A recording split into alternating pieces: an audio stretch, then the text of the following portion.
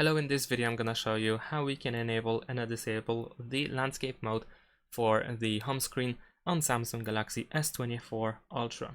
In order to enable or disable this feature, we need to open the settings. Then you want to scroll down and then go to home screen.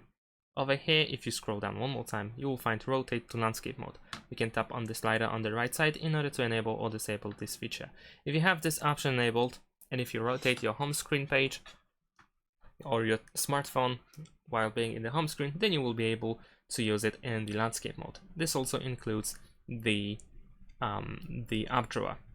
If it doesn't work for you, if you cannot rotate it after enabling this option, then you want to make sure that the that your auto rotate option is disabled, so you can open the quick access and then enable the auto rotate mode over here.